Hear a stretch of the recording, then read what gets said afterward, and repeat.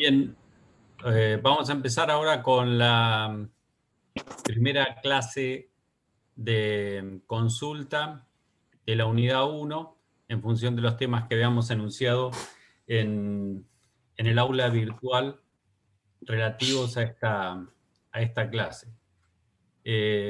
Como habíamos comentado con Tobías la clase pasada, la idea de las clases de consulta es que ustedes vengan con el material ya leído y con los videos relativos a los temas de la clase ya vistos, las clases que tienen grabadas en el aula virtual, y que en función de todo eso nos hagan preguntas a nosotros para tratar de desentrañar alguna duda que puedan tener respecto de esos temas. Veo que se está uniendo el doctor Jorge Rodríguez, así que también vamos a tener la suerte de contar con él en esta clase de consulta. Hola Jorge, ¿cómo Hola, andás? ¿cómo les va? Buenas tardes a todos. Recién les estaba explicando cómo funcionan las clases de consulta, que ya lo habíamos hecho en la clase anterior con Tobías, así que les pido que aquellos que quieran hacer consultas que levanten la mano, así podemos empezar con la clase. ¿Han podido leer el material de estudios? ¿Han podido ver las clases que tienen grabadas? Bien, Paola Andrea Darco tiene una consulta. Hola, buenas tardes, doctor. Le quiero hacer una consulta que tiene que ver con es administrativa, sé que no va de lleno a los contenidos, pero la realidad es que muchos de los compañeros estamos teniendo problemas para ingresar a lo que es el aula virtual, por lo cual muy desordenado el tema de los materiales que había que leer, salvo algunos que han pasado los compañeros en PDF al grupo Stitch. Y bueno, el tema de los videos, por ejemplo, yo no los pude ver. No sé cómo va a seguir esto, porque la realidad es que yo no tengo acceso, no puedo ingresar, ya hablé con el centro de estudiantes, y estoy bastante perdida, ¿no?, en la materia. Sé que no me tengo que desesperar, que es la primer clase, pero bueno, no me quiero atrasar. Sí, te entiendo. El problema es que nosotros no manejamos los accesos al aula virtual, no, lamentablemente no podemos resolver el problema. Claro, pero ¿están ustedes en el grupo, en el Stitch? ¿Están los docentes? ¿En No cuál es? están. El grupo, como aclaramos. Grupos de WhatsApp. Hay un grupo de No, WhatsApp que es por cátedra, que el está centro bien. de estudiantes nos sugirió que ingresemos ahí, que ahí era como el paliativo al no tener el aula virtual, pero al no haber ningún docente que esté interviniendo, imagínate lo que es ese grupo. Sí, es que nuestra idea es no dar clases por WhatsApp, por eso no formamos parte de ningún grupo de WhatsApp y la cátedra no tiene un grupo de WhatsApp oficial. Eso es algo que arman, no sé, ustedes, el centro estudiante, ignoro quién lo arma Bien, para tratar de perfecto, resolver entonces este tipo de saberlo, porque problemas. imagínate que me Pero, estoy manejando con la información de ese grupo al no tener acceso al aula claro, virtual. Y por otro lado, el tema de los textos, los que no tenemos acceso, que somos muchos, porque lo vi en el grupo que somos muchos los que estamos en la misma situación, no sé si ustedes en alguna fotocopiadora se manejan directamente con alguna, van y dejan todos los textos, porque hoy me recorrí algunos lugares y se me dificultó, compré algunos textos, pero de los que fui viendo que mandaban mis compañeros, pero bueno, estoy con ese inconveniente que no sé bien cómo seguirle el hilo a la cátedra. ¿Qué canal Mirá, oficial voy a tener de contacto con ustedes hasta que se me solucione esto? sí, dos cosas te digo, por lo que me dijeron hoy, porque me hicieron consultas 2 o 3 personas que se habían intentado cambiar de comisión y que el CIU les había dado acceso al cambio de comisión, pero que no, como vos indicabas recién, no tenían acceso al aula virtual. Aparentemente hubo en la primera semana algún tipo de dificultad técnica por el cual es que se ha dado esta situación. Supongo yo que eso se solucionará en breve, así que vas a tener la posibilidad, una vez que tengas el ingreso en el aula virtual tenés todos los materiales, no es necesario que salgas a comprar nada, está posteado en el programa, el cronograma de trabajo que vamos a utilizar, la bibliografía, toda la bibliografía que vamos a utilizar. De todas maneras, yo me voy a contactar con la gente del centro de estudiantes y le voy a pasar el texto, el único texto que utilizamos en la bibliografía como base, así, de modo tal que si alguno de ustedes todavía no puede acceder al aula virtual, tenga la posibilidad de contactarse con el centro de estudiantes y así poder bajar el material. ¿Sí? Perfecto, esa era la consulta, más que nada, a ver cómo podíamos ordenar la información que andaba dando Sí, vueltas. yo Gracias. supongo que debe haber habido algún tipo de dificultad técnica de sobrecarga o complicaciones iniciales, porque esta semana ya arrancaron los cursos de segundo año y esto seguramente habrá dificultado la tarea de darles ingreso en el aula virtual. No había pasado antes, que yo recuerde, Pablo, en general siempre hemos tenido en el arranque, digamos, toda la gente que estaba inscrita en el CIU estaba en el aula virtual. No habíamos experimentado esta dificultad, por eso te digo que creo que ha sido una cuestión transitoria de algún tipo de problema técnico que entiendo yo que se solucionará en breve, así que vas a tener acceso a la plataforma virtual y ahí, digamos, es donde nosotros centralizamos toda la información. Sí, y agregar una cosita más. Dijiste de ir a buscar fotocopias a fotocopiadoras.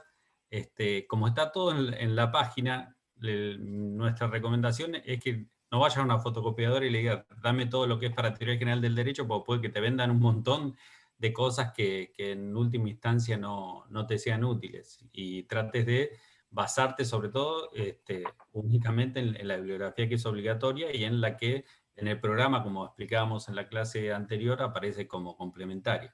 Y no irte más allá de eso, que es un montón de bibliografía, un montón de cosas para leer, y si te compras cosas adicionales, vas a gastar dinero y recursos en cosas que no te van a ser útiles para la materia. Bien, Lucas Ezequiel Pascua también levantó la mano. Hola, buenas tardes. ¿Qué tal? Buenas tardes. La duda que me surgió a mí del texto es el carácter permitido de una prescripción. No me quedó del todo claro de todo el carácter de una prescripción. Ese último no lo terminé de entender muy bien. Incluso en el texto con la fórmula que ponen ahí medio que me confundió entre la facultad y la obligatoria. No me quedó del todo claro.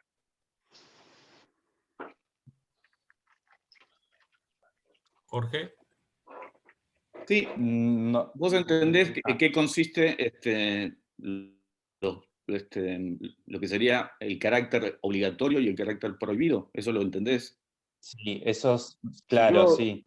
Perfecto. Yo obligo a alguien a realizar una determinada acción, lo que intento hacer es de algún modo dirigir su conducta hacia la realización del acto en cuestión y de algún modo bloquear, dificultar o tratar de desalentar la omisión. Es decir, si es obligatorio pagar los impuestos, entonces, bueno, lo que yo deseo es que la gente pague sus impuestos y de alguna manera trato de desalentar o motivar a la conducta de la gente para que se abstenga, para que no realice la conducta consistente en no pagar los impuestos.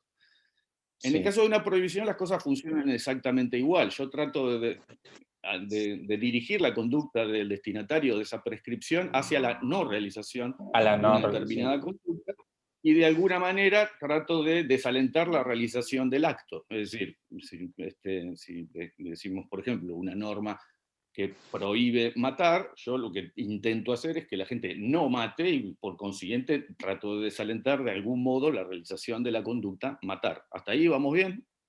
Hasta ahí vamos bien. Perfecto. Permitir una acción, ¿sí? Permitir una acción es decir que la acción en cuestión no está prohibida, es decir, está habilitado el camino que transita hacia la realización del acto. Yo puedo permitirte realizar una acción y no decir nada sobre la abstención de esa acción, o puedo permitirte tanto la realización de la acción como la abstención. En ese caso decimos que la conducta es facultativa. Es decir, una conducta es facultativa cuando vos estás habilitado tanto para realizar la acción como para abstenerte de realizar la acción. La permisión en sentido estricto solo se refiere a aquello que califica. Si yo te permito, por ejemplo, pagar los impuestos, eso quiere decir que vos podés pagar los impuestos.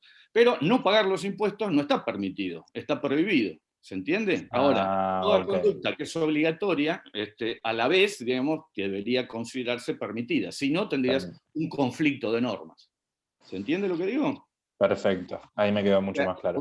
Podríamos decir que una conducta está facultada por una autoridad equivale a decir que está doblemente permitida. Está permitida su realización y está permitida su abstención. En cambio, la calificación de permitido es como una calificación más elemental. Se refiere solamente a aquella conducta que constituye el contenido de la prescripción, pero no dice nada acerca de la omisión de esa conducta. ¿Sí? Bien, perfecto. ¿Entiendes eso? Sí, ahí me quedó claro. Muchas gracias. Bien.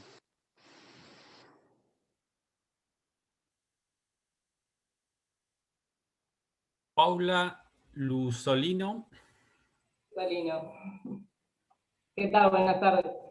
Buenas tardes. Quiero hacer una pregunta con respecto al carácter subincluyente de las normas. Bien. Yo no sé si te parece, Jorge tenía preparado algo para trabajar el carácter sub y sobreincluyente de las reglas en función de un caso, Zaguir versus Zaguir y Dib. Si te parece, lo hacemos ahora en función de la pregunta. Hola. Ahí está. Bueno, les voy a compartir pantalla. El tema es importante porque en función de cómo estamos haciendo los trabajos prácticos, seguramente va a ser una de las cuestiones que se evalúen y que se evalúen de manera práctica. Por eso es buena la pregunta como disparador para tratar este problema de la distinción de los distintos, de la sobreinclusión y subinclusión en Shower y cómo funciona esto en el contexto de aplicación de reglas para resolver casos. Bien. Déjenme que les comparta pantalla.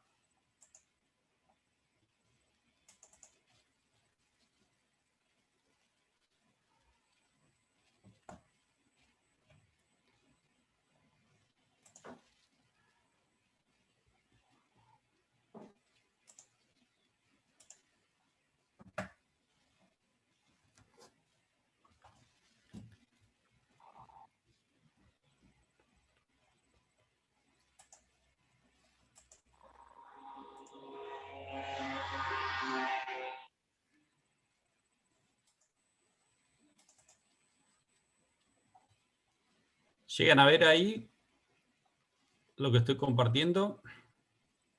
Sí. ¿Sí? Sí, profe. Bien.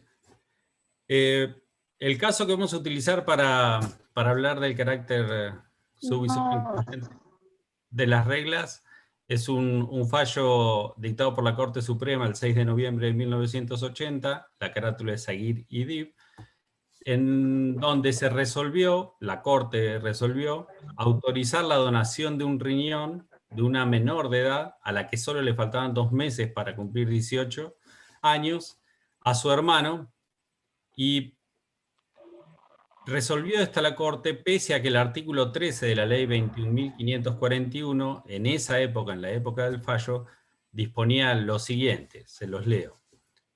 Toda persona capaz, mayor de 18 años, podrá disponer de la ablación en vida de algún órgano o de material anatómico de su propio cuerpo para ser implantado en otro ser humano, en tanto el receptor fuese, con respecto al dador, padre, madre, hijo o hermano consanguíneo.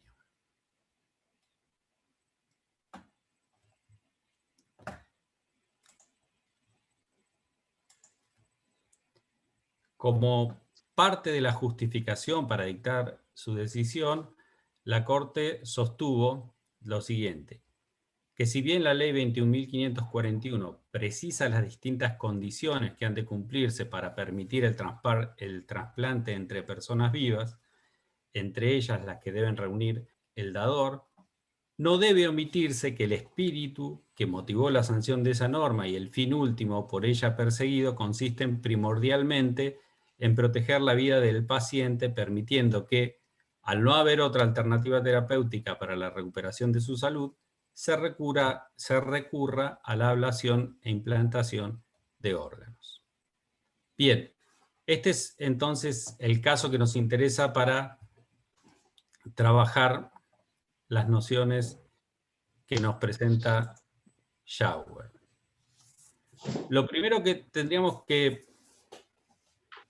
hacer es tratar de identificar cuál sería el predicado fáctico de la norma expresada por el artículo 13. Si ustedes recuerdan, cuando vieron Shower, cuando leyeron o vieron la clase acerca de Shower, para Shower, toda generalización que se hace al formular una regla se cristaliza en un predicado fáctico. Ese predicado fáctico lo que haría es una clase en la que se dirige a ciertos tipos o objetos de personas, sucesos, y no a particulares, no a un individuo particular. Y esa generalización es selectiva porque elige un conjunto limitado de propiedades, excluyendo todas las demás. La pregunta que tienen aquí para analizar el caso que vimos nosotros, bueno, ¿cuál sería la generalización en la que se apoya el predicado fáctico de la norma que expresa el artículo 13 de la ley 21.541? Volvamos a la norma tal y como estaba formulada. A ver, en función de esta norma, Paula o cualquier otro, ¿se animan a decir cuál sería el predicado fáctico, cuál sería la generalización en la que se apoya la norma para tratar?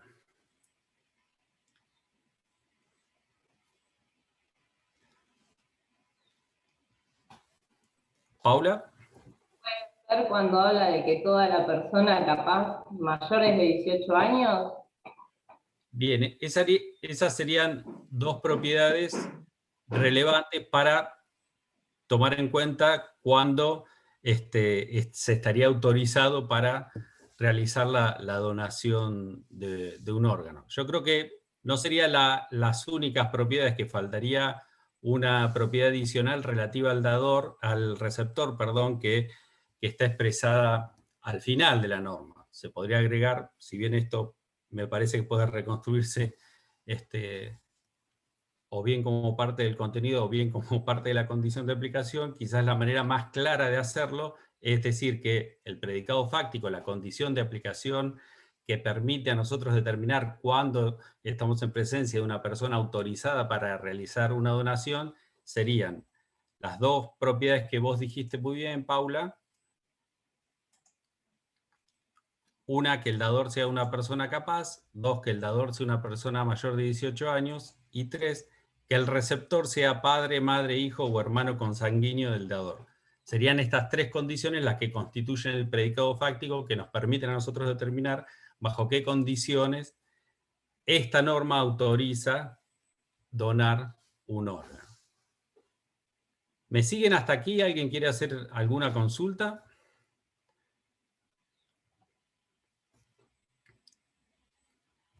Jorge. Se entiende claro. Bien, Jorge, Justo ¿te iba a parece citar lo mismo. agregar algo a esto?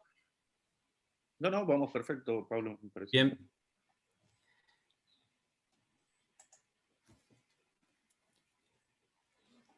Ahora lo que nos tendremos que preguntar, que también es importante para entender las nociones de sobre y subinclusión, que es lo que generó la consulta en Shower, es cuál sería la justificación subyacente del dictado de la ley 21.541 al menos desde la perspectiva de la Corte Suprema.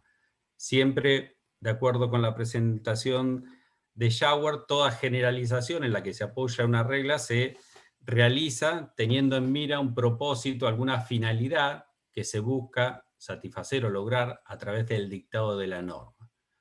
La pregunta que nos hacemos ahora es, de acuerdo con la justificación, el extracto de justificación que vimos de la Corte, ¿cuál sería el propósito, el objetivo que se perseguiría con el dictado de la ley 21.541? Volvemos a lo que vimos de la Corte. ¿Qué les parece a ustedes? ¿Cuál sería el fin perseguido por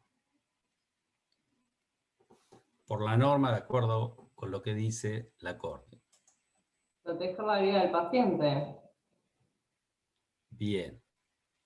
Acá claramente dice... Alternativa, obviamente. dice la Corte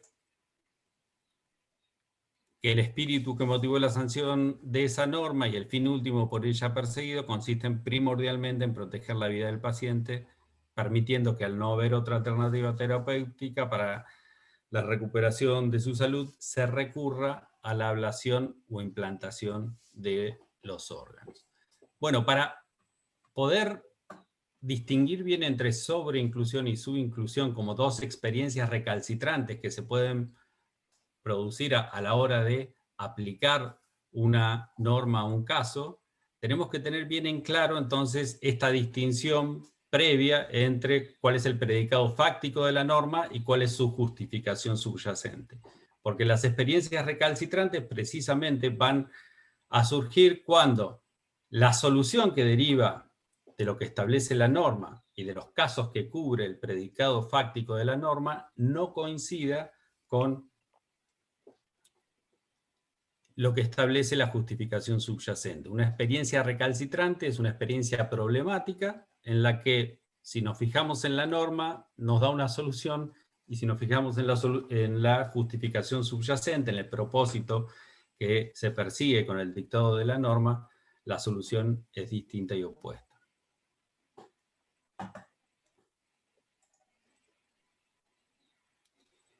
La pregunta es, ¿frente a qué experiencia recalcitrante nos encontramos, en este caso Saguir y Dib? Si nos encontramos frente a una experiencia recalcitrante, que es un caso de subinclusión o de sobreinclusión. Para eso, tenemos que ver primero, recordar cuál es el predicado fáctico en el que se apoya la norma y que define cuáles son los casos comprendidos por la norma. Esta es la autorización para que una persona pueda donar los órganos, que decíamos que era que el dador sea persona capaz, que sea mayor de 18 años y que el receptor sea padre, madre, hijo o hermano consanguíneo del dador. ¿Cuál era la justificación subyacente? Que era proteger la vida del paciente. Y en base a estas dos ideas podemos ver que va a haber un conjunto de casos que no van a ser problemáticos, que no van a ser experiencias recalcitrantes, que van a ser aquellos en los que se coincida en la solución que debe darse al caso, si nos basamos en la norma o nos basamos en la justificación subyacente. Todos los casos que tienen en común el campo de aplicación de la justificación subyacente de la norma serían casos no problemáticos, no serían experiencias recalcitrantes. Un primer conjunto de experiencias recalcitrantes los tenemos en aquellos casos que están cubiertos por la norma, están incluidos por el predicado fáctico de la norma, pero no están alcanzados por la justificación subyacente. Si vamos al ejemplo simple que da Schauer para explicar este tema, que es el de la regla prohibido ingresar al restaurante con perros, veíamos que el predicado fáctico de esta regla era construido a partir de la propiedad de ser un perro, y a toda entidad que satisfaga esta propiedad se le prohibía el ingreso al restaurante. Uno de los casos que se dan como ejemplos de sobreinclusión a partir de esta regla es el caso del lazarillo, que es un perro que no causaría molestias a los clientes y, sin embargo, por ser un perro, estaría incluido dentro del campo de la aplicación de la norma. Si tomamos en cuenta que la justificación subyacente para que el dueño del restaurante dicte la norma prohibido ingresar con perros es evitar molestias a los clientes, el caso del lazarillo estaría incluido en la norma porque claramente es un perro, de eso no hay ninguna duda, pero no se satisface, no tiene sentido acá la justificación subyacente porque ese perro no causaría ningún problema porque está entrenado para acompañar a la persona a la que asiste sin causar ningún problema. Entonces eso sería un ejemplo de sobreinclusión.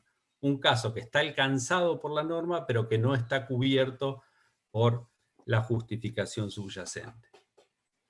¿Me siguen hasta acá? ¿Hay alguna duda? ¿Algo que quieras agregar, Jorge? No, clarísimo.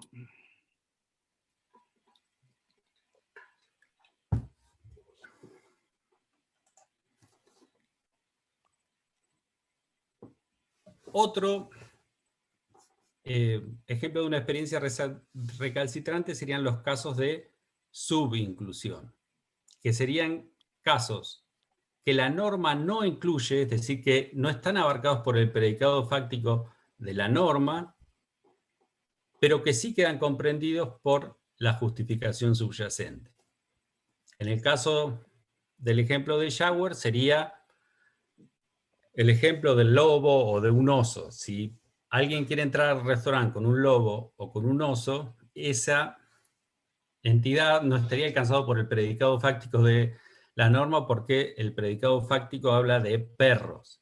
Sin embargo, sí estaría alcanzado por la justificación subyacente, que lo que pretende, el objetivo que se persigue con el dictado de la norma, sería evitar molestias a los clientes. A nadie le cabría dudas que entrar a un restaurante con un oso o con un lobo causaría más problemas que entrar con un perro. Sin embargo, si nos atenemos al predicado fáctico de la norma, prohibido ingresar con perros, ese caso no estaría incluido por la regla, no estaría abarcado por ese predicado fáctico. Entonces, los casos de subinclusión son supuestos en los que la norma no incluye casos comprendidos por la justificación subyacente.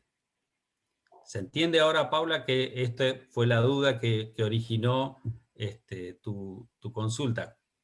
¿Qué Sí, son los perfecto. casos de subinclusión? Perfecto, gracias. Bien, ahora, independientemente de la duda que originó esto, la cuestión es, ¿qué podemos decir del caso Zaguir y Dib? ¿Qué tipo de experiencia recalcitrante teníamos? Tenemos que el predicado fáctico de la regla exige que para ser donante debe tratarse de una persona mayor de 18 años. En el caso, la donante era una persona menor de 18 años. Sin embargo, la Corte Suprema autoriza la donación, diciendo, entre otras cosas, que la finalidad que persigue la norma es proteger la vida de los pacientes. ¿Qué tipo de experiencia recalcitrante tendríamos en el caso Zaguir y Dib? Primero, ¿es una experiencia recalcitrante o coincide lo que establece la regla con la justificación subyacente? ¿Qué les parece? Son preguntas para ustedes, no son preguntas retóricas. Me gustaría que alguien habilite el micrófono y las responda. Yo creo que sí corresponde, y tendría que ser subincluyente, porque estaría resguardando la vida de la persona, pero no concuerda con que sea mayor de 18 años. Pero de todas formas, aceptan que se haga el traslado del órgano porque permite que se salve la otra vida. Me parece que sería subincluyente para mí. Bien, entonces, pasando en limpio, la opinión de Lucas es que es una experiencia recalcitrante y que más específicamente es un caso de subinclusión. ¿Alguien más que quiera decir su opinión al respecto? Sí, buenas tardes, profesor. Yo por lo que entendí también estoy de acuerdo con el compañero, que es una justificación subyacente y subinclusión también. ¿Qué es lo que sería una justificación subyacente? No entendí eso de tu participación, María Inés. Que coinciden. ¿Que coincide que con la justificación subyacente? En el caso de lo que usted dijo de la justificación subyacente, que son casos subinclusión, de subinclusión. Para usted sería un caso de subinclusión. Sí. Porque la decisión de la Corte se toma a partir de lo que dispone la justificación subyacente y en contra de lo que dice la regla. Eso es lo que quería decir, pasando en limpio. Sí, bien. Sí. Por favor, Ejercicios de este tipo va a haber en los trabajos prácticos. Tienen que ser muy claros en la respuesta. Por eso mi aclaración. Cuanto más precisos y más explicativos sean, mejor para nosotros, porque va a ser más fácil comprender qué es lo que quisieron responder y poder evaluarlos. Así que esfuércense en ser precisos y explicativos cuando respondan los trabajos prácticos. ¿Alguien más? ¿Alguien que opine lo contrario, que este es un caso de sobreinclusión y no de subinclusión, o que ni siquiera es una experiencia recalcitrante?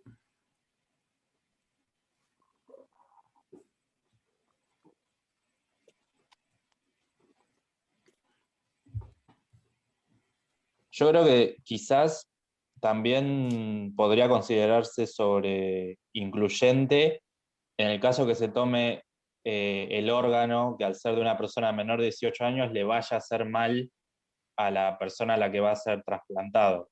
Ya sería demasiado rebuscado, pero que al ser el órgano quizás no está desarrollado como pide que sea de la persona de mayor de 18 años, que le haga mal a la persona que va a ser trasplantado. No sé, capaz le estoy errando. Para justificarme que es un caso de sobreinclusión, me tenés que decir que el caso cae claramente en el campo de aplicación de la norma y no cae dentro de el campo de la justificación subyacente. De lo que dijiste, no entiendo cómo presentarías la situación para que Yo creo estemos que, en un caso bien, de sobreinclusión. sobre Me parece. inclusión, no hay duda de que es para mí, por lo que dije antes, sobre el tema de que es menor de 18, pero se toma en cuenta igual porque salvaría la salud de la otra persona. Ahora, si yo lo miro desde el lado, si fuera sobre inclusión, no sub, si fuese sobre inclusión, es probable que se considere de esa manera porque el órgano, al ser de una persona menor de 18 años, puede llegar a afectar a la salud de la persona a la que va a ser trasplantado, o no se tendría en cuenta eso.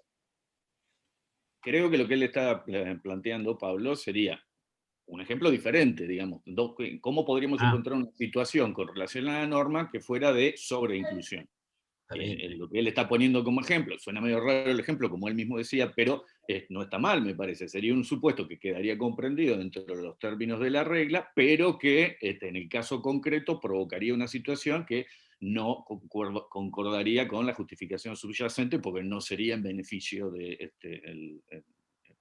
de la salud. Aparte sería una Quien recibe subinclusión, la evaluación. perdón, aparte ¿Sí? sería una subinclusión, dado a que ya teníamos una norma planteando esto de que uno tenía que ser mayor de edad y que tiene que tener, ponele, el mismo grupo factor sanguíneo para hacerse el trasplante, ¿no? Ya sea hermano, padre o hermano, o sea, tiene que ser del grupo familiar en sí.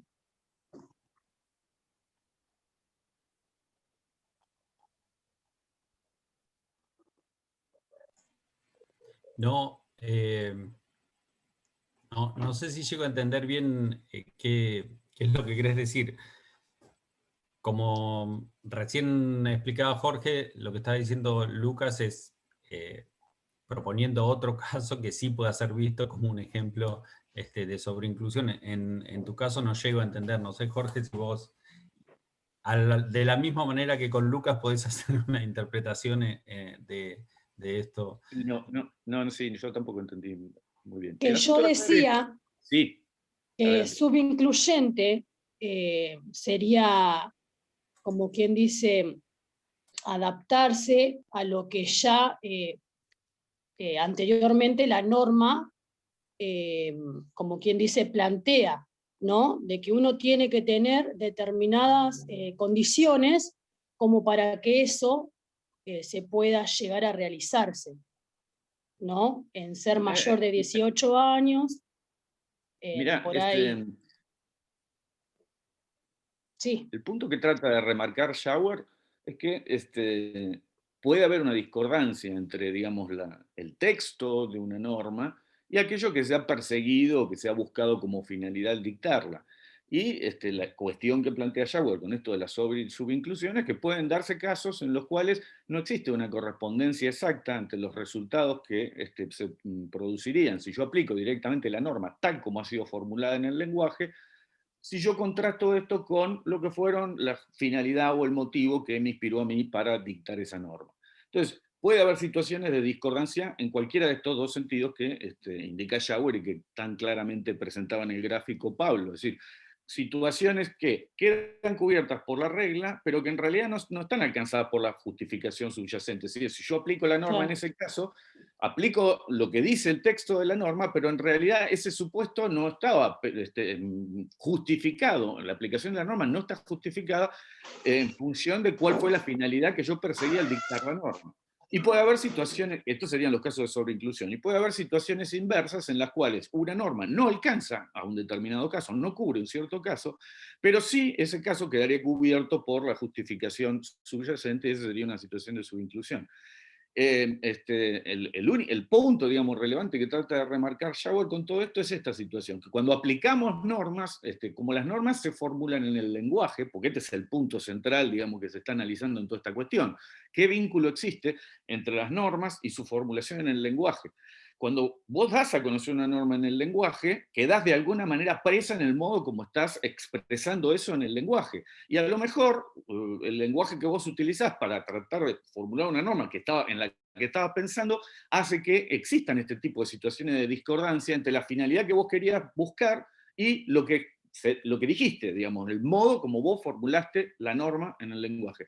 Esto es lo importante, digamos, para resaltar, digamos, lo que trata de presentar Schauer, que hay situaciones en las que se pueden provocar discordancias entre, digamos, la formulación en el lenguaje de una regla y la finalidad por la cual uno dictó esa regla. ¿Qué hacemos en estas situaciones? Bueno, esto ya es una cuestión discutible. Habrán visto ustedes, si llegaron a leer, que hay diferentes salidas frente a esto. Aquí, en el caso que está planteando Pablo, la Corte privilegia la solución que se deriva de la justificación subyacente a la solución que se sigue expresamente de la regla. Hay otros casos en los cuales, frente a situaciones de discordancia de este tipo, la respuesta de los jueces es inversa, es decir, se privilegia, por diferentes razones, la solución que se sigue de la regla frente a lo que podría ser su justificación subyacente. O sea, acá no es que siempre que exista discordancia entre el modo como la regla ha sido formulada en el lenguaje y la justificación a la que obedece el dictado de una norma, nos inclinamos siempre por la justificación subyacente. No es así. Hay veces que tenemos muy buenas razones para preferir la solución que se sigue de la regla tal como ha sido formulada en el lenguaje. Quiero aclarar esto. El propio Schauer lo remarca diciendo, bueno, frente a este tipo de situaciones uno puede responder con un modelo atrincherado de aplicación de las reglas, esto es, en caso de discordancia entre la regla y su justificación subyacente, me apego a lo que dice la regla, o un modelo conversacional, lo llama él, en donde privilegio la solución de la justificación subyacente por sobre las reglas. En general, no es que haya sistemas jurídicos en donde se utilice un sistema o el otro, sino que los jueces, según los casos, ven si consideran más adecuado hacer prevalecer la solución que se sigue de la propia regla o de la justificación subyacente. No sé si se entiende. Sí, ahora sí. Perfecto. Disculpa. Hola. Perdón. Habla. No. Bueno, yo quería comentar algo con respecto a lo que había planteado el compañero recién, para llevar el caso a un ejemplo de sobreinclusión con respecto a que el órgano le podía hacer mal a los 18 años. En realidad, se establece a los 18 años porque la persona tendría la madurez intelectual como para obrar y tomar sus decisiones, y en el caso de cada órgano tiene un desarrollo, una maduración total en determinado tiempo, y en los riñones son 2 años de vida. Así que entiendo que era como para aportar algún ejemplo, pero en realidad no le haría daño.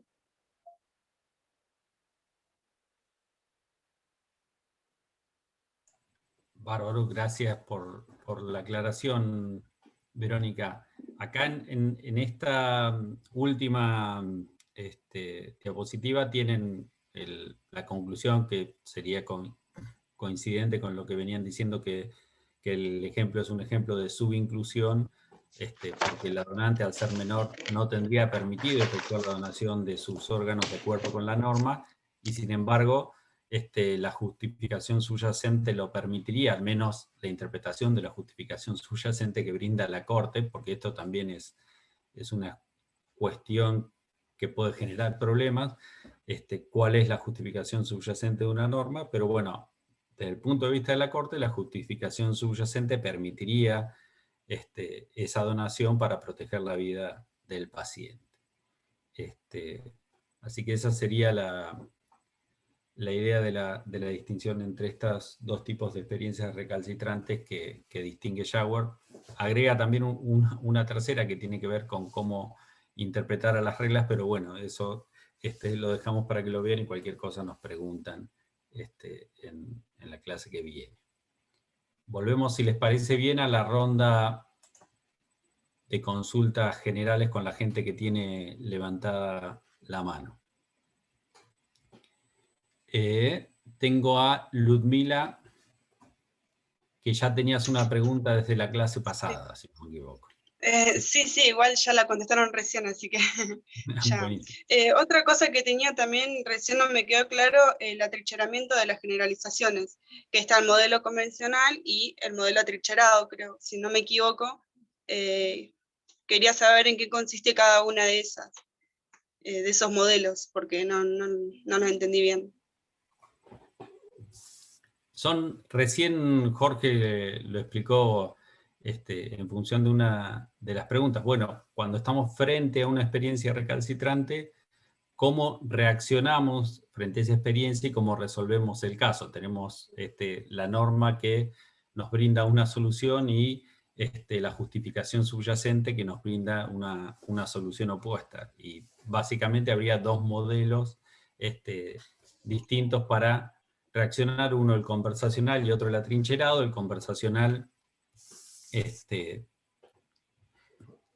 mucho más flexible para adaptarse a los problemas que suponen las experiencias recalcitrantes y funcionaría de modo similar a cómo nosotros nos vamos adaptando en una conversación para tratar de entender lo que quiere decir nuestro interlocutor. Si nos dice algo y no lo entendemos bien, tratamos de preguntarle qué es lo que nos quiso decir hasta que llegamos a entender cuál es el mensaje que quiso transmitir. Bueno, acá en el modelo conversacional pasa algo similar respecto de la norma. Si el lenguaje en el que está expresado la norma nos genera algún tipo de problemas, bueno, tratamos de buscar en la justificación subyacente para ver cuál es el objetivo que se perseguía a través del dictado de esa norma y poder satisfacer ese objetivo con independencia de cómo se formuló el mensaje de la norma por el cual se quería guiar la conducta de las personas para que actúen de alguna manera. Es decir, en el modelo conversacional estamos mucho más dispuestos a revisar qué es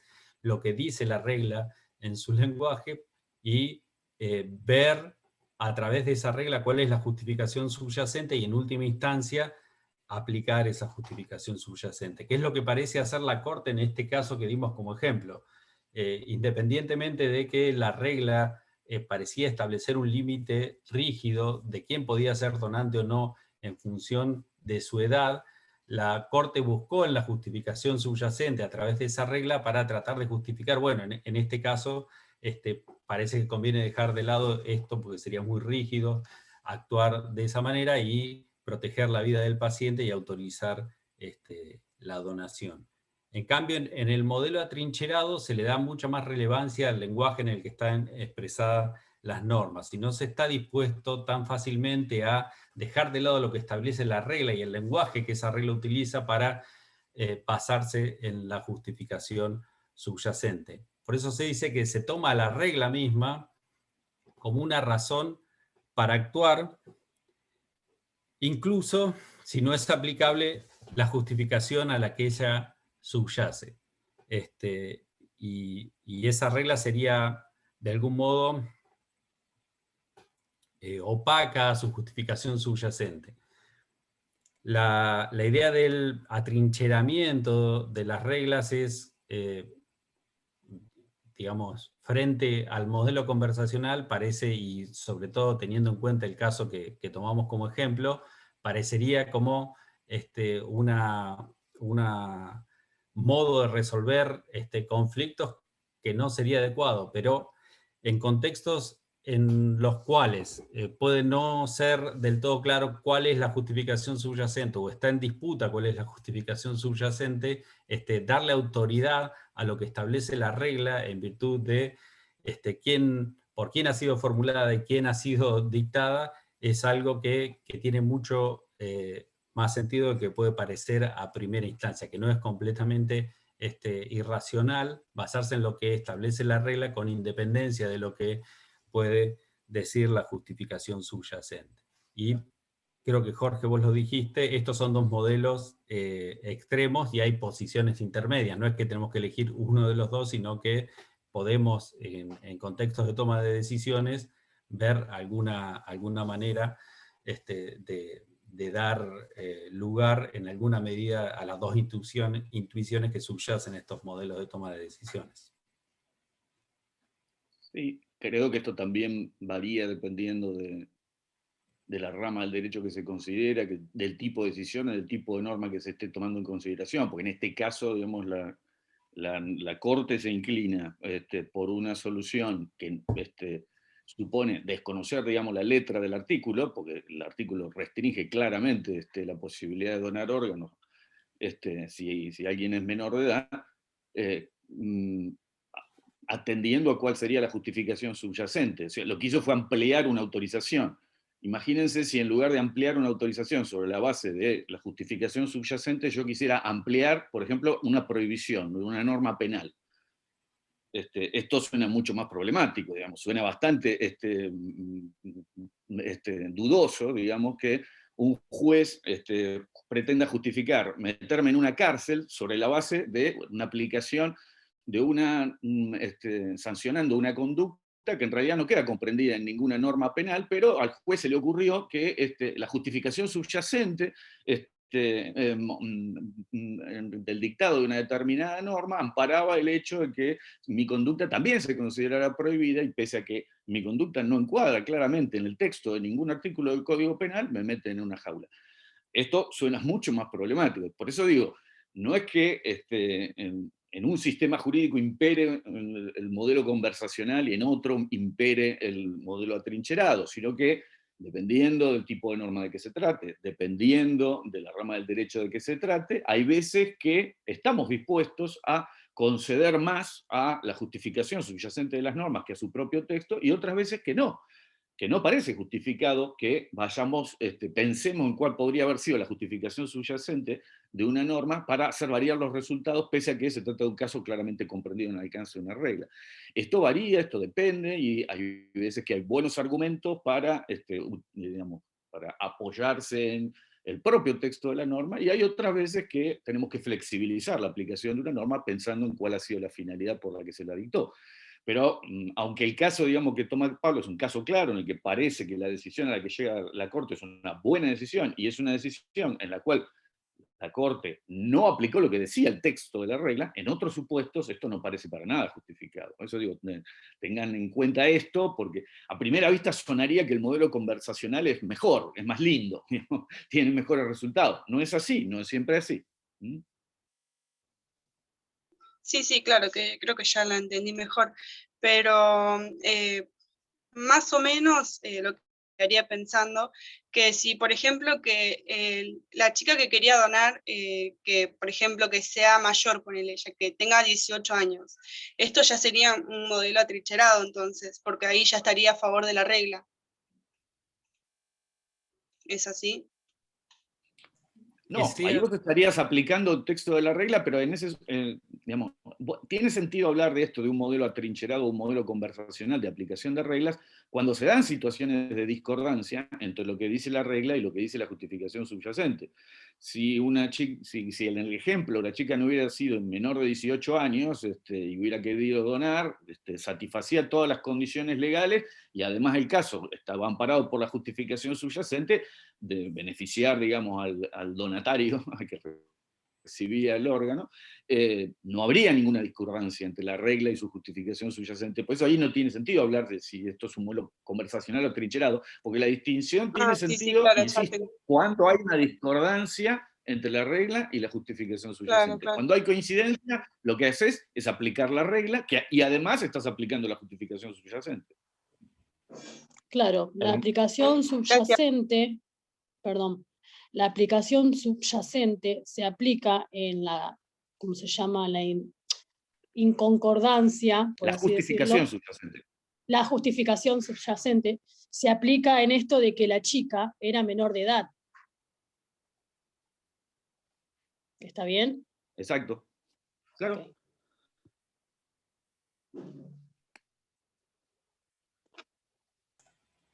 ¿Alguna otra pregunta? ¿Hay más dudas que quieran conversar ahora?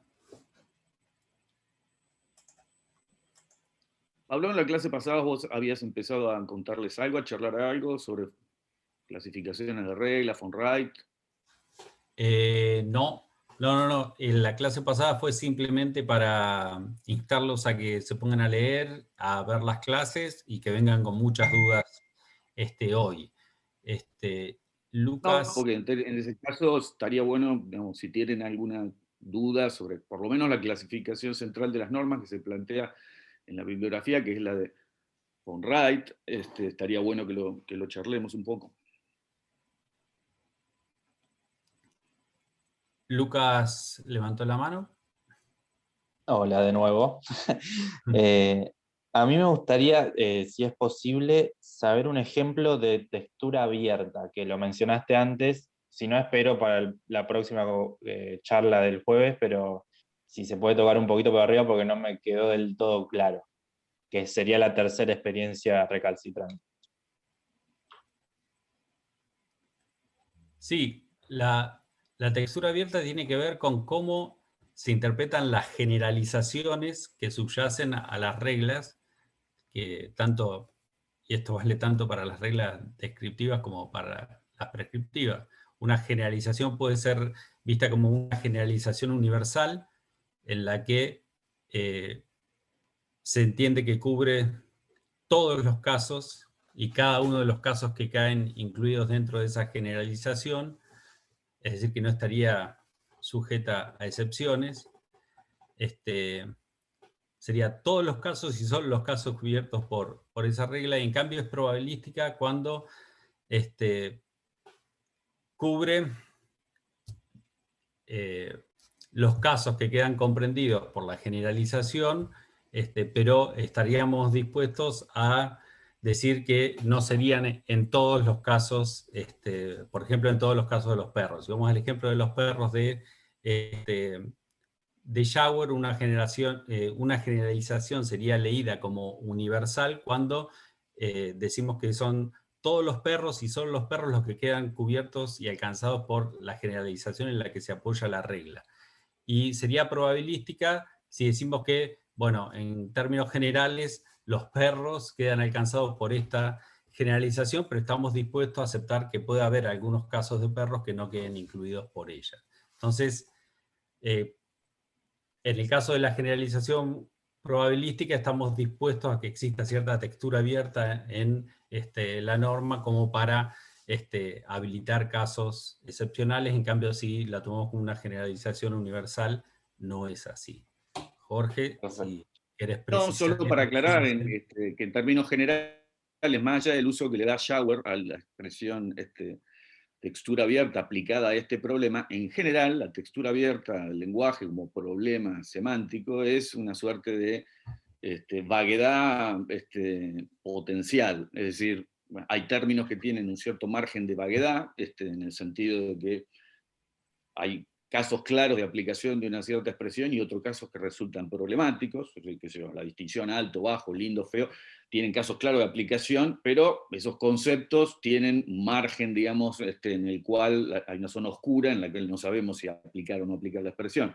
Por textura abierta se entiende, digamos, en términos generales, no insisto en el uso específico que le da Jauer en esta discusión, es a una expresión que es potencialmente vaga, es decir, la posibilidad de que el día de mañana aparezca un caso frente al cual no estamos seguros si corresponde o no corresponde la aplicación de un término. Eso es lo que se entiende ordinariamente por vaguedad, lo vamos a estudiar más adelante, pero quería aclararlo, digamos, porque si no, no se entiende por qué utiliza esta expresión shower acá cuando se estaba refiriendo a este problema. Muchas gracias, quedó entendido. Valeria Gancedo también levantó la mano. No, no tiene nada que ver, es que recién me pude conectar porque se desconectaba y se desconectaba, nada más les quería avisar que no, estoy desde el horario que tenía que ser, nada más que se desconectaba y se desconectaba, y la verdad que estoy perdida y no entiendo ahora todo lo que se habló, pero bueno, ya me voy a ir viendo, averiguando con los chicos, más que Bien. nada era para avisarles. Si mal no veo, se está grabando la clase, los que la graban son los dueños de la cuenta, que es la universidad. Habría que ver cómo hacer para acceder a la grabación, ahí vas a poder ver completo todo lo que dijimos antes de que ingreses. Bueno, muchísimas gracias, después voy a averiguar, gracias. Recién Jorge decía, a ver si tenían alguna duda respecto de la clasificación de las normas que hace Fonright. Si me dicen que no tienen ninguna duda, entonces les voy a poner muchos ejemplos de normas para que ustedes me digan a ver frente a qué tipo de normas estamos en presencia. ¿Tienen alguna duda respecto de este punto? Que es un punto importante en la unidad 1. ¿Vieron? Yo quisiera saber si lo que entendí del texto sobre home right, donde habla sobre las reglas constitutivas y regulativas, mi pregunta al respecto es si en realidad están familiarizadas entre sí las reglas determinativas y las constitutivas, porque home right brindan los mismos ejemplos que John Wright, ¿cómo es el apellido? John Searle por un lado y Von Wright por el otro. Son claro, brindan, o sea, como quien dice, los mismos ejemplos al caracterizar las reglas, ¿no? O sea, como que siento que están familiarizadas.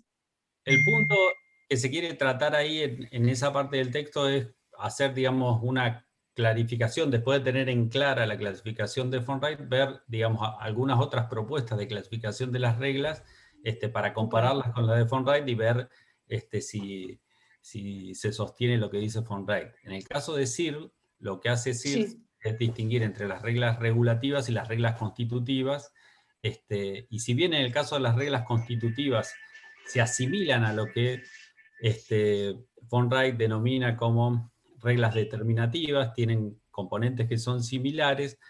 En el caso de Searle, dice que las reglas constitutivas también regulan conductas y no solo las definen o determinan. Entonces parecería que está confundiendo o mezclando dos categorías que en Von Wright aparecen mucho más claramente distinguidas. Y esta es la idea de comparar las dos clasificaciones, mostrar cómo en la clasificación de Von Wright se distingue con claridad tres núcleos significativos primarios.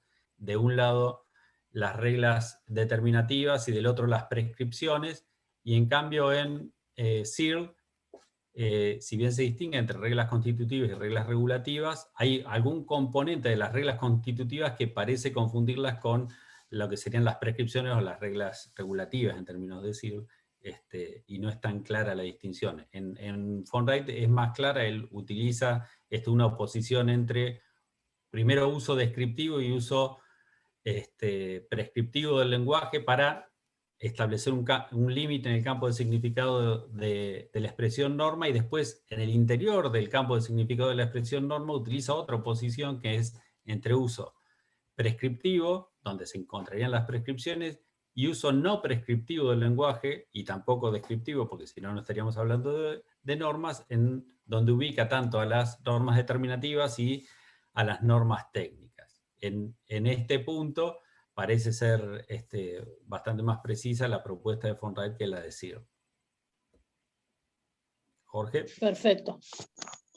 No, solo agregar que no solo el concepto de regla constitutiva, primero, muy acertada tu observación, en el sentido de que Rocío es la que hizo la pregunta, ¿no es así? Sí.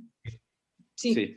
En el sentido de encontrar este paralelo, ¿no?, entre el concepto de regla determinativa y el concepto de regla constitutiva. Es decir, lo que tiene de problemático, como decía recién Pablo, es esto de que al mismo tiempo que resalta la idea de que una regla constitutiva determina o constituye una cierta actividad, como podría ser, por ejemplo, la regla de un juego, también en algún sentido regula esa actividad, y esto suena medio confuso. O sea, ¿en qué sentido regula? ¿En el sentido de una prescripción? Entonces, ¿qué es? Al mismo tiempo una regla determinativa y una prescripción en el sentido de Fonreit. Esto por un lado, lo que marcaba recién Pablo. Por el otro, dentro de lo que serían reglas regulativas, aunque los ejemplos que ofrece Searle de lo que serían reglas regulativas parece coincidir con lo que tiene en mente Fonreit cuando habla de prescripciones, en realidad en el concepto de regla regulativa de Searle también entrarían, por ejemplo, las normas técnicas. O por lo menos no parecen expresamente excluidas. Si la clasificación esta es exhaustiva, o sea, toda regla o bien es regulativa o bien es constitutiva, las normas técnicas tendrían que ser entendidas como reglas regulativas. Y, insisto, no es ese tipo de norma en la que está pensando Searle, porque todos sus ejemplos son de prescripciones. Entonces, parece, como decía Pablo, que es más clara en este sentido la distinción de Fonreit que la distinción de Searle, pero está bueno, digamos, verlo precisamente para sacar conclusiones como las que vos señalabas, ¿no? Ver la proximidad que existe entre, en este caso, el concepto de regla constitutiva y regla determinativa. Perfecto, gracias. Micaela. Sí, yo tenía una pregunta cuando hablaron, o sea, cuando mencionó lo de clasificación de normas, o sea, cómo clasificarlas. La clasificación de las normas, ¿en base a qué? Me perdí en esa parte. Bueno, no, uno de los cometidos centrales de la unidad 1 es clarificar a qué llamamos norma y qué vamos a entender por norma de acá en adelante.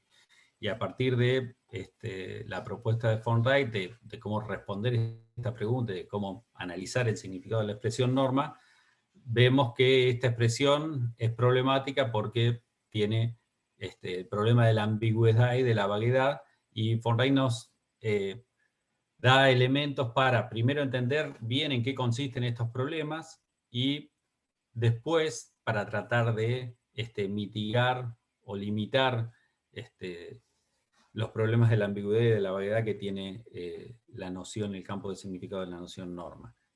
Una de las estrategias que utiliza Fonreit es brindar una clasificación de las normas, porque dice, bueno, el campo de significado de la expresión norma es heterogéneo, y es heterogéneo porque podemos encontrar distintos núcleos significativos que se asocian a la expresión, pero no es ambiguo en el sentido ordinario porque esos distintos núcleos significativos están vinculados entre sí. Entonces, si nosotros queremos explicar a qué llamamos norma, qué vamos a entender por norma, no solo tenemos que dar cuenta de los distintos núcleos significativos, sino también explicar las complejas relaciones que se dan entre ellos. Para dar cuenta de esto es que brindo una clasificación que primero distingue entre núcleos significativos primarios y luego entre núcleos significativos secundarios de la expresión norma. Entre los núcleos significativos primarios se encuentran las reglas determinativas, las normas técnicas y las prescripciones, y entre los núcleos significativos secundarios, las costumbres, los principios morales y las reglas ideales. La consulta era si habían entendido esta clasificación de Fonreit cómo funcionaba, porque, como decíamos recién, uno de los cometidos centrales de la unidad 1 es que ustedes entiendan cómo vamos a trabajar con la noción de norma y qué es lo que vamos a entender por norma.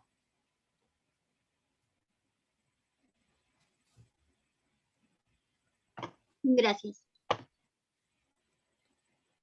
Bien, no veo que haya más manos levantadas, así que si quieren podemos ahora hacer otro ejercicio similar al de recién respecto de este tema, viendo un listado de normas, a ver si ustedes se animan a decir qué tipo de norma es de acuerdo con la clasificación de Fonreit. ¿Les parece bien? Bien. Adelante. Ténganme paciencia que esto de compartir pantalla no es algo que haga todos los días. A ver.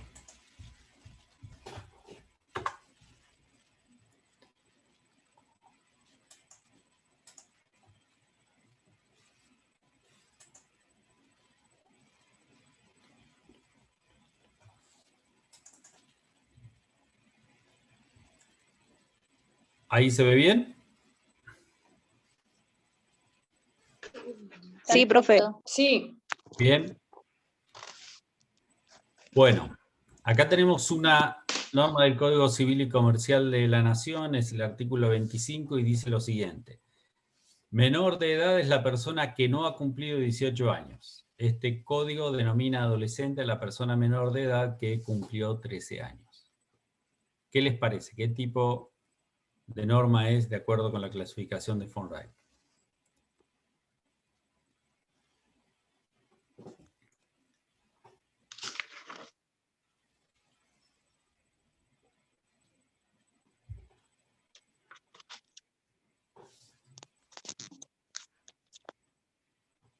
Entiende la pregunta, ¿no es cierto? ¿Puede ser una prescripción? A ver, ¿por qué te parece que sería una prescripción, Paula? Porque tiene un cuerpo normativo, o en realidad una autoridad normativa que la está regulando.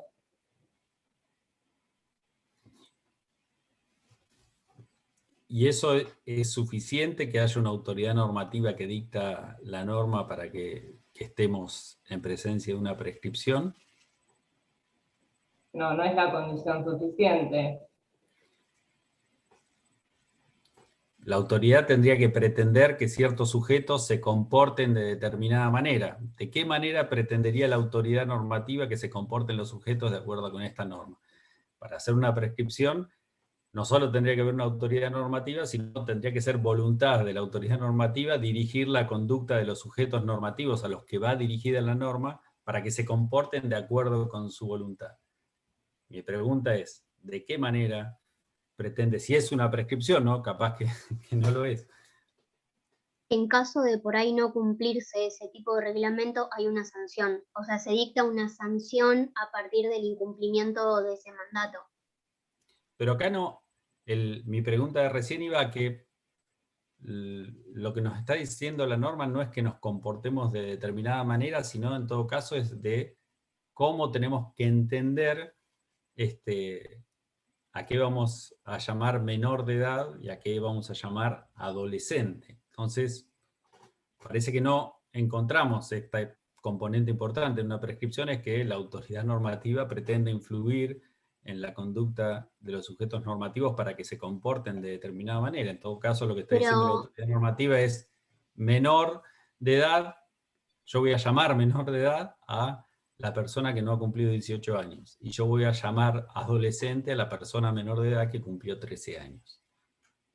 Yo creo que al definir o encuadrar a las personas que son de menor edad o las que son de mayor, tendría que ser una regla determinativa. Lo de recién, el ejemplo. Bien. Yo también opino lo mismo. Bien. En este caso estamos en presencia de una regla determinativa que determina de qué manera vamos a utilizar en el contexto del Código Civil y del derecho argentino el término menor de edad y el término adolescente. Correcto. Piensen ustedes, perdón, Pablo. Sí. No, digo, piensen ustedes en los ejemplos que ofrece von Wright de lo que son reglas determinativas, ¿no? Por ejemplo, una regla de un juego que dijera, en el ajedrez los alfiles se mueven en diagonal. Digamos, esa regla se puede interpretar como una definición de qué es un alfil y cómo se comporta un alfil en el juego del ajedrez. Bueno, acá pasa lo mismo. Esto es una definición legal, es decir, una definición de qué se entiende por persona a los fines del Código Civil, qué se entiende por menor de edad y qué se entiende por adolescente. Esta norma en sí no prescribe nada. O sea, nadie podría ser sancionado por transgredir lo que dice esta norma. Una persona, según esta definición, o va a ser menor de edad o no lo va a ser, y si es menor de edad, va a ser adolescente o no lo va a ser. Pero no hay nada que pueda hacer para transgredir esta norma. Entonces, la consecuencia de incumplir, entre comillas, esta norma, ¿cuál podría ser? Ninguna, porque no se puede incumplir. No se puede incumplir una definición. ¿Se entiende lo que digo?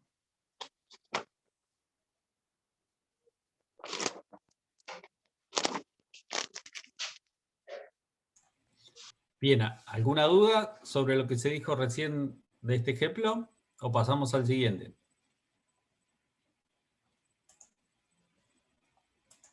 Vamos al siguiente. También es una norma del Código Civil, es el artículo 30 y dice: la persona menor de edad que ha obtenido título habilitante para el ejercicio de una profesión puede ejercerla por cuenta propia sin necesidad de previa autorización.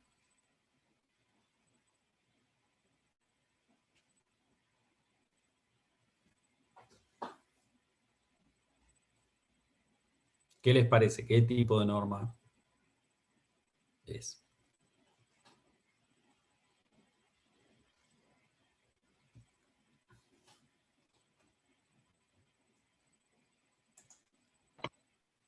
¿Puede ser una norma técnica?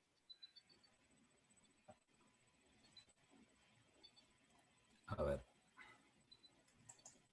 ¿Por qué te parecería que podría ser una norma técnica?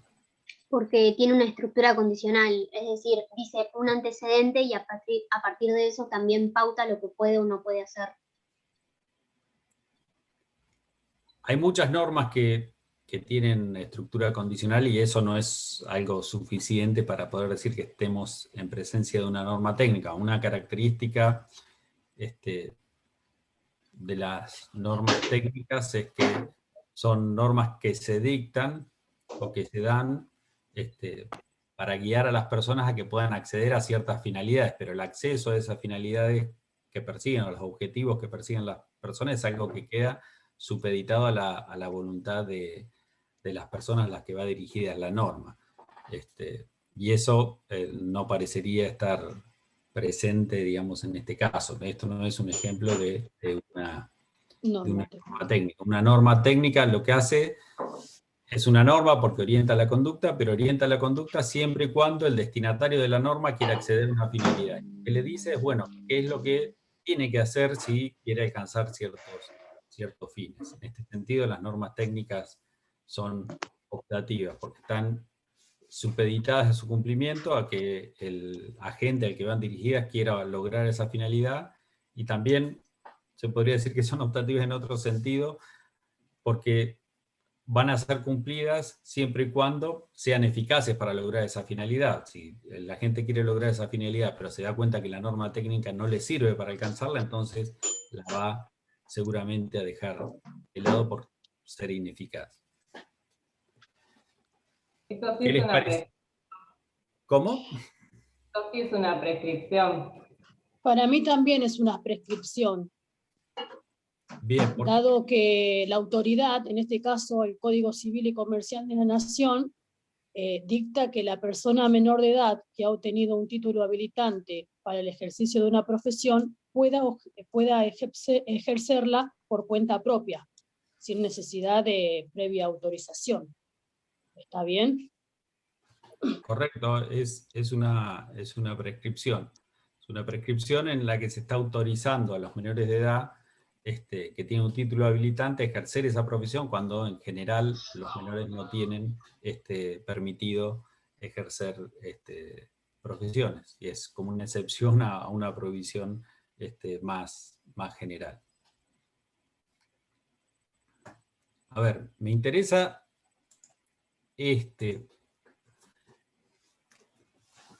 texto, que me digan. El tope o techo de la persona menor de edad se mantiene conforme al régimen anterior en los 18 años. Toda persona por debajo de dicha edad es menor de edad. Gustavo Carmelo, Sebastián Picasso, Marisa Herrera, Código Civil y Comercial de la Nación comentado.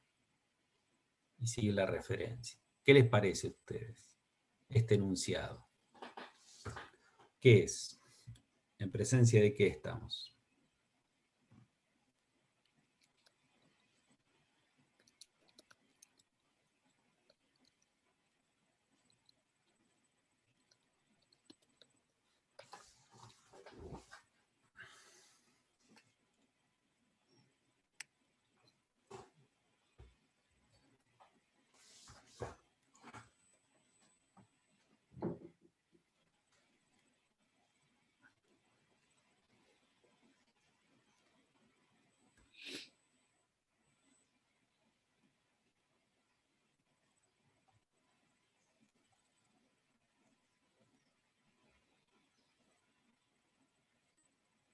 alguien que se juegue con una respuesta, no puede ser, no me lo van a dejar al pobre Perot sin respuesta. Puede ser que el enunciado no sea una norma, sino una proposición anancástica. Puede No. ser que el Hasta enunciado no anancástica sea una íbamos norma. muy bien. Íbamos bárbaros. Sí. Pero No, muy lo bien. último no. Lo último no. Claro. No es una proposición anancástica. Perdón, Pablo, te interrumpí. No, primero está muy bien decir que no es una norma, porque uno de los puntos centrales en la propuesta de von Wright es establecer de alguna manera un límite en el campo del significado de la expresión norma, que es decir, todo enunciado descriptivo queda excluido del campo del significado de la expresión norma. Y este es un enunciado descriptivo que forma parte de un código civil comentado, no del Código Civil, sino de un comentario acerca del Código Civil. Y lo que está describiendo es de qué manera el Código Civil establece el límite de lo que se va a entender como menor de edad. Entonces, muy bien en el punto de aplicar esta estipulación que hace von Wright para decir, bueno, que vamos a dejar afuera del campo de significado de la expresión norma. Los enunciados descriptivos no pueden ser considerados como norma. La proposición anancástica que vos hiciste referencia también es un enunciado descriptivo y queda afuera del campo del significado de la expresión norma, pero esto no es una proposición anancástica. Una proposición anancástica es un enunciado que se presupone cuando se formula una norma técnica, y acá no estamos de una formulación de una norma técnica. Lo que es una proposición normativa que describe algunas propiedades de las normas que definen qué se va a entender por menor de edad en el marco del Código Civil. Es un enunciado metalingüístico que hace referencia a una norma que forma parte del sistema jurídico argentino y le atribuye ciertas propiedades. Es una proposición, pero no anancástica, es una proposición normativa. Es muy importante en esta unidad distinguir norma de proposición normativa, por eso, digamos, este enunciado acá es importante. Las proposiciones normativas son enunciados descriptivos y metalingüísticos.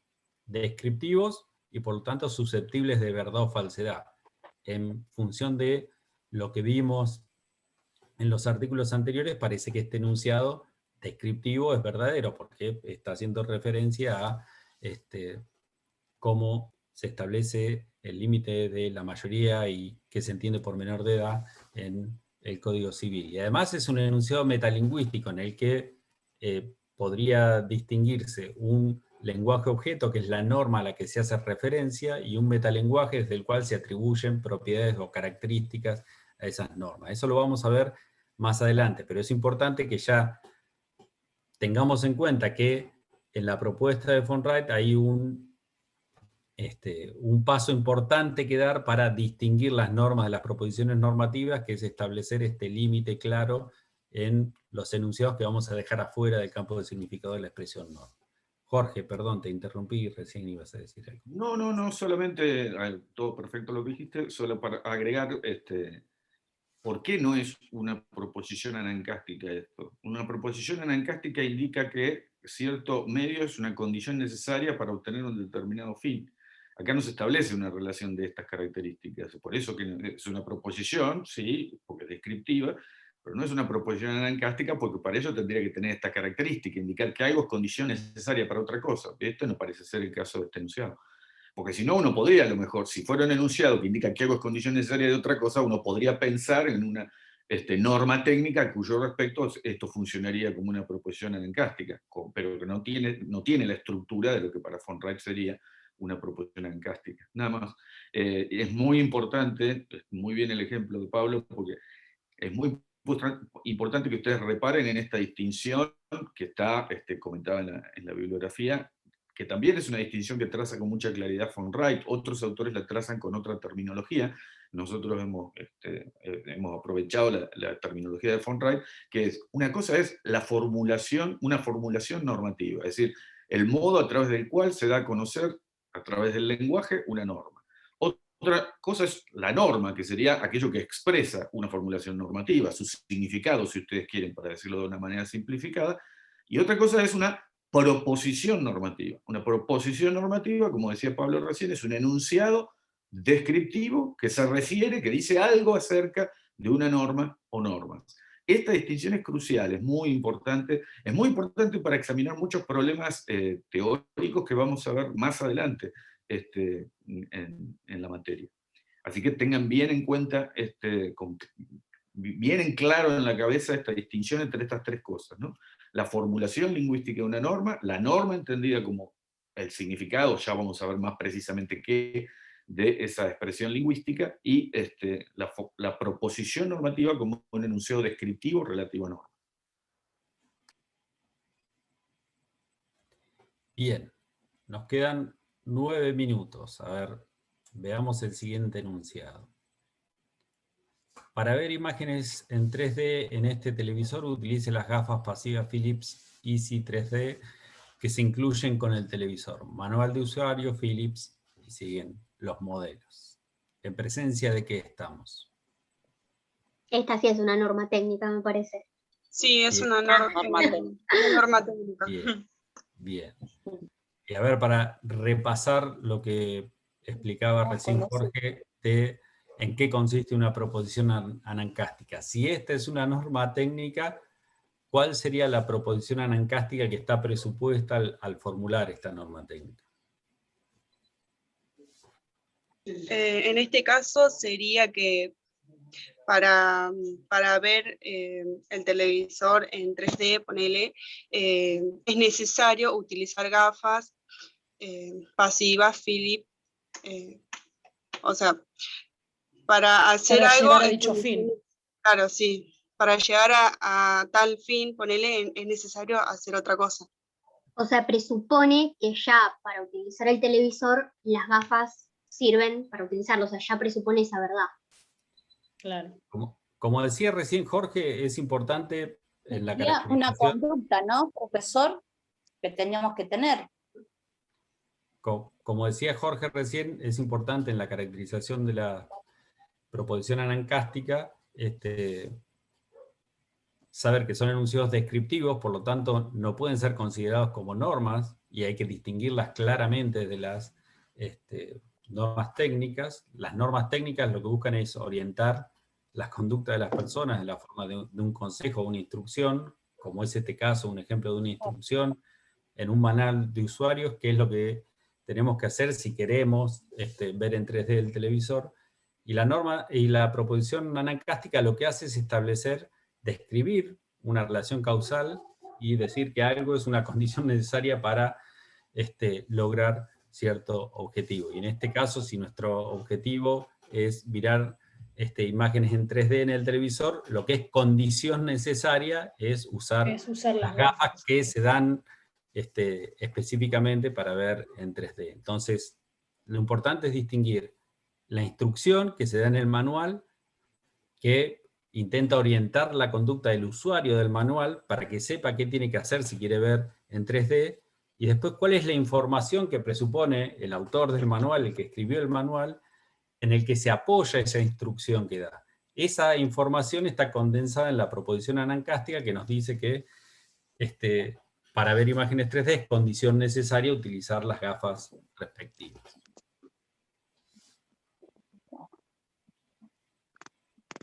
Bien.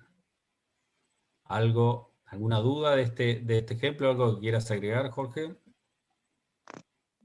No, está muy bien.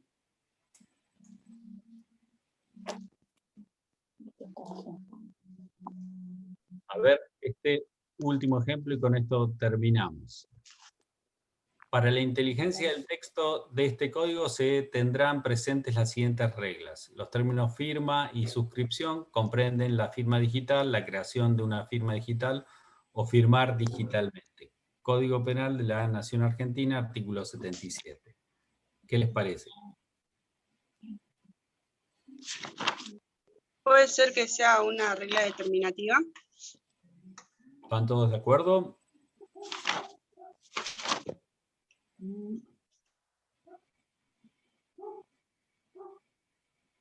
Sí, correcto, Ludmila, ¿no es cierto? Sí. Sí, pero... También de manera similar al primer ejemplo que vimos, acá lo que se está haciendo es definiendo cómo se van a entender los términos firma, suscripción en el marco del Código Penal argentino. A ver, veamos uno más. Será reprimido con prisión de 1 mes a 2 años el que se apoderare ilegítimamente de una cosa mueble total o parcialmente ajena.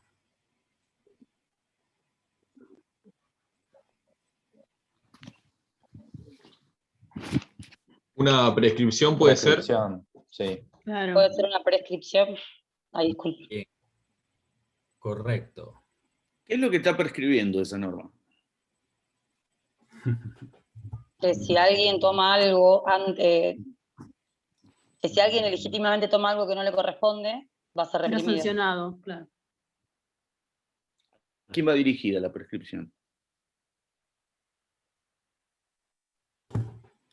A todos los ciudadanos. Y además también tiene una sanción por caso de incumplimiento, en este caso. ¿El artículo, digamos, prohíbe apoderarse ilegítimamente de una cosa? Es una norma que ya está expuesta, que no, es algo que ya que no se puede hacer. O sea, prohíbe robar, digamos, prohíbe Sí, porque apoderarse de una cosa. En realidad quiere no apoderar prohíbe de robar, alguna vez. simplemente que si se hace va a estar sancionado. Muy bien. ¿Quién dijo Claro. eso? Exactamente. En realidad la norma no dice que esté prohibido. No está prohibido apoderarse robar, ilegítimamente. Será sancionado. Se descubre, se Claro. ¿Y sanciona. a quién va pero dirigida no es esto? ilegal. Eso de será sancionado. Si esto es una prescripción, tiene que haber alguien que sea el destinatario de esta prescripción. ¿Quién es el destinatario? Va dirigido al que comete el A quien robo. comete el delito, claro.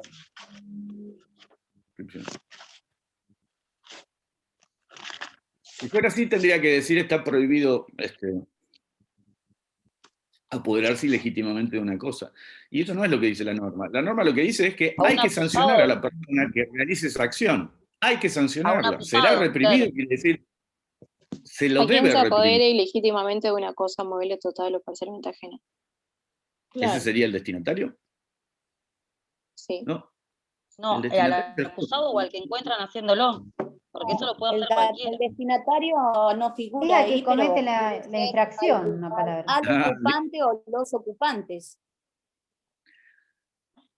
Esto es una cuestión muy interesante que después vamos a discutir más en profundidad, pero si ustedes se fijan bien, en realidad, insisto, esta norma, no tiene como destinatario, por lo menos aparentemente, por el modo como está formulado, a la gente en general. La norma parece más bien orientada al juez. Es decir, es obligatorio para el juez establecer una sanción de 1 mes a 2 años a la persona que se apodere legítimamente de una cosa mueble, totalmente o parcialmente ajena. El artículo, tal como está redactado, no parece dirigirse directamente a decirle a la gente qué es lo que debe hacer o no debe hacer. Claro, es una norma hacia el juez de lo Al que él juez, tiene que hacer. Claro. Pero entonces Por lo es una menos en regla el modo como está determinativa. formulada. Por lo menos en el modo como está formulada, la norma parece indicar es para un juez establecer una sanción a la persona que realice esta conducta. Pero entonces es una ¿Entienden? regla determinativa. No, sería una prescripción. Lo que digo es, está bien que es una prescripción, todos coincidieron creo en esto, pero la pregunta, y este era el punto problemático, es, ¿quién es el ¿A quién va destinatario? dirigido? Claro, el Claro, destinatario es el juez que tiene que... parecería, al menos de la manera como está redactada la norma, parecería que el destinatario no es directamente, digamos, sino que el destinatario es el juez, que es el que está obligado a aplicar una sanción a la persona que incurra en conductas de esta naturaleza. Ahora, yo tengo una pregunta. Pero insisto, esto es una cuestión que después vamos a examinar más en profundidad. Si aclara que dice el que se apodere ilegítimamente de una casa, mueble, ¿no se está dirigiendo a la persona que cometa esa acción? Yo había interpretado lo mismo. Lo que pasa es que Uno puede leer esto saber, como una cualquiera manera, lo puede hacer. esto puede ser entendido como una manera de formular una norma que prohíbe apoderarse legítimamente de una cosa. Está bien. Esa no parece ser la manera como está presentada, al menos explícitamente. Y esto da lugar él que lo a haga. discusión. ¿Cómo? El que lo haga Sí, sería. claro. Yo creo que Bueno, esa más bien a caso, vos quien lo descubran hacerlo, porque hacerlo lo puede hacer cualquiera. Vos estarías interpretando que la norma lo que hace es prohibir realizar esa acción.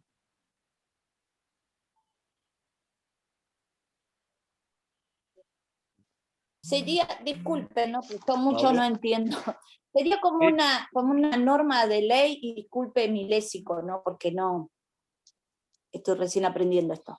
Como una norma de ley, es una ley. Sí, esto está Que la contenido tiene que en una aplicar ley. el juez, ¿no? Sería una cosa así. Ujú. En el caso que se Pablo. le presentara una situación como esa de forma los de- o un usurpador. Una forma de recoger, me parece, en parte las intuiciones, que como dijo Jorge, esto lo vamos a ver con más precisión más adelante, por ejemplo, en la unidad de conceptos jurídicos fundamentales. Es decir que, bueno, va la norma dirigida al juez para que, en caso de que alguien satisfaga el antecedente de esta norma condicional, aplique una sanción, pero indirectamente trata de motivar la conducta de la población, de los sujetos, que pueden sacar como, si ustedes quieren, información que si llegan a realizar esa conducta pueden ser pasibles de una sanción. Entonces, si bien directamente va dirigido al juez, que es el que tiene que aplicar la sanción en caso de que se compruebe que alguien ha realizado esa conducta, y directamente se estaría motivando de esta manera a las personas a que se abstengan de realizar esa conducta para por medio de enlazarle una sanción a su realización. Pero entonces al sujeto normativo al que está dirigido sí es al que comete esa acción, no el juez. El sujeto normativo no es el juez, es la persona que puede Yo llegar dije es tratar de hacer, va dirigido al juez, pero directamente. Pero indirectamente yo trato de motivar con esta norma que va dirigida al juez a la población en general, que de esta norma puede sacar la información de que si realizan esta conducta van a ser pasibles de ser sancionados. Pueden ser sancionados por el juez a quien va dirigida la norma. Entonces el sujeto normativo sí es el juez.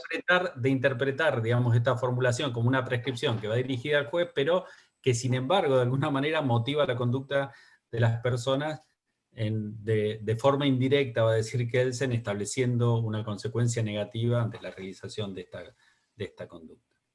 No, lo importante de esto es advertir, bueno, como que creo que todos lo advirtieron, que en este caso estamos en presencia clara de una prescripción. La cuestión de quién es el destinatario de esta norma es una cuestión controvertible. O sea, hay quien puede ver pensar que esta norma tiene como destinatario fundamental los ciudadanos en general. Hay quien reconstruye la norma más apegada a su formulación explícita, como aparentemente dirigida, no al súbdito, sino al juez que tiene que establecer una sanción. Esto ya es una cuestión de reconstrucción teórica y depende de otras cosas que vamos a discutir más adelante. Lo importante era, digamos, advertir que era una prescripción y en todo caso que vieran que por lo menos hay un problema acerca de cómo leer esta norma en relación a quién sería su destinatario. No me importa tratar de sostener férreamente la idea, no, el destinatario es el juez, no, el destinatario es el súbdito, porque todo depende de cómo uno reconstruya, digamos, el sistema jurídico, y hay diferentes versiones de cómo hacer esto. Pero insisto, esto lo vamos a examinar más detenidamente más adelante, qué ventajas y qué desventajas tiene reconstruir las cosas de una o de la otra manera. Lo relevante era simplemente que advirtieran que por lo menos era opinable quién sea el destinatario de esta prescripción, pero claramente esto es una prescripción. Bien, estamos un poco pasados de hora ya y tengo una sola mano levantada. Si es corta la pregunta, Valeria, con eso, con tu pregunta terminamos. No, quería saber, como yo entré tarde a la clase porque se iba y venía en internet, no sé qué pasó, quería saber con el tema de si había subido algún trabajo práctico, porque entré y no vi ninguno yo. Es muy oportuna tu pregunta porque hemos subido ya el trabajo práctico número 1, concerniente a la unidad 2, el concepto de derecho, que ya tendría que estar visibles para ustedes en la página. ¿Lo han podido ver? Yo entré al campus y vi que habían subido lo que sería la unidad 2, que entonces el trabajo 1 está en la unidad 2. Ah, porque Trabajo yo práctico número 1, unidad 2. Yo pensé que iban a subir un trabajo sobre la unidad 1. Dije, bueno, hago el de la unidad 1 y después empiezo a mirar lo de la unidad 2. Entonces el voy a trabajo mirar práctico número 2 va a tener contenidos relativos a la unidad 1 y a la unidad 3. Y seguramente va a ser colgado en el aula virtual en los próximos días en el marco de la unidad 3, pero contiene contenidos relativos a esta unidad que estamos trabajando ahora y a la unidad 3.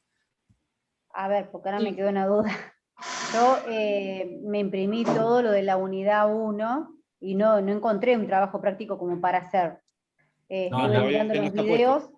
Ahora, en el trabajo práctico número 1, entonces está dentro de la unidad 2. Claro, de derechos. El trabajo práctico número 1 concierne a los temas que se desarrollan en la unidad 2, que versa acerca del concepto de derecho.